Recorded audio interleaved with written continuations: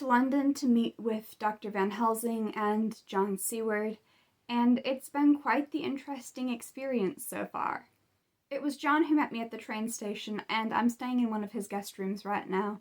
When we first got here, he left me alone to unpack, and then when I had finished, I went looking for him, and I heard voices coming from inside of the room, and so I didn't want to interrupt, and I waited outside. But then finally, when the voices stopped and I went in to talk to him, he was completely alone. It turns out he keeps a diary in audio format.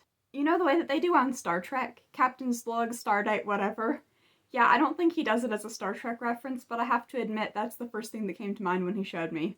I guess I shouldn't be surprised. After all, I have my videos and they're very similar, but I thought that it was fascinating. I asked him to let me listen to one, but he was worried about accidentally revealing confidential information from work.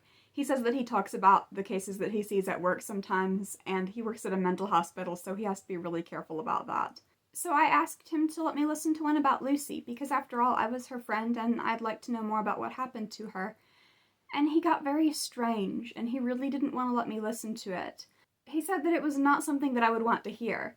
Well, it absolutely is something that I want to hear, and I did manage to convince him. After all, Jonathan shared his diary, and I've shared all of my videos and everything, and I think it's only fair that whatever each of us knows we share with the others. That way we have all the information at our disposal when we're trying to figure out what on earth happened.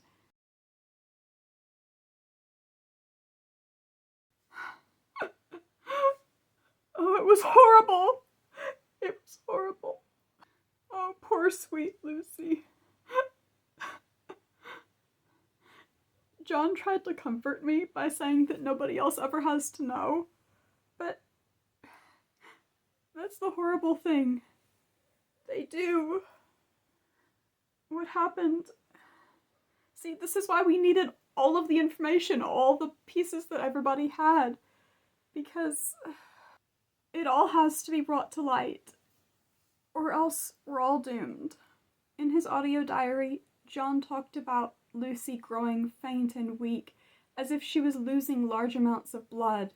And in fact, that's exactly what was happening. They had to give her multiple blood transfusions, even though the only injuries were those puncture marks on her neck.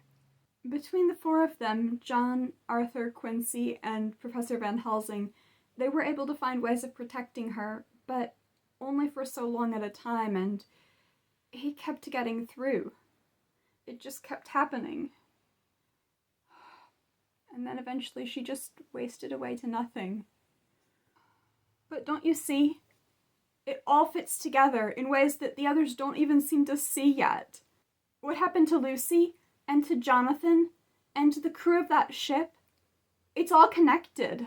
I'm going to type out exactly what John said about Lucy's death, and I'm going to start looking through old editions of the local newspaper to see if there's anything that might be useful, anything like that article about the ship. I was absolutely right before. We're going to need all of the information we can get our hands on.